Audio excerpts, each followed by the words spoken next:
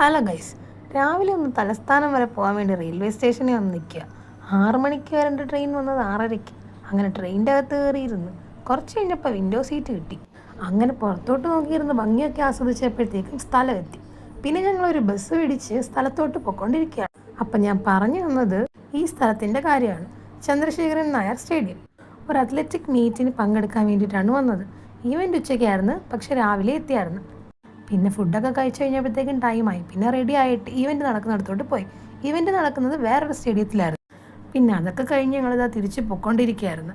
പിന്നെ അവിടെ വൈകിട്ടായപ്പോഴത്തേക്ക് March past ഒക്കെ ഉണ്ടായിരുന്നു. പിന്നെ കുറേ ഈവൻറ്റ്സ് വേറെ നടന്നുകൊണ്ടിരിക്കുന്നുണ്ടായിരുന്നു. കുറച്ച് നേരം അതൊക്കെ കണ്ടു കഴിഞ്ഞപ്പോഴത്തേക്ക് ഞങ്ങൾ ചായ കുടിക്കാൻ വെളിയിൽ പോയി. സ്റ്റേഡിയത്തിൻ്റെ തൊട്ടടുത്തുള്ള ഒരു കടയാണ് കേട്ടോ ഇത്. പിന്നെ ഇതാ ഓടിപ്പോന്ന് നമ്മുടെ വെച്ചാൽ കേട്ടോ. പിന്നെ കുറേ നേരം അവിടെയൊക്കെ ഇരുന്ന്. പിന്നെ അത് കഴിഞ്ഞ് നമുക്ക് രാത്രിയിലൊരു ഈവൻ്റ് ഉണ്ടായിരുന്നു, മിക്സ്ഡ് റിലേ. അപ്പോൾ അതോടെ കഴിയുമ്പോഴാണ് നമ്മുടെ ഇന്നത്തെ ഈവൻ്റ് എല്ലാം പൂർത്തിയാകുന്നത്. അങ്ങനെ അതെല്ലാം കഴിഞ്ഞ് നമ്മൾ വെളിയിലിറങ്ങി.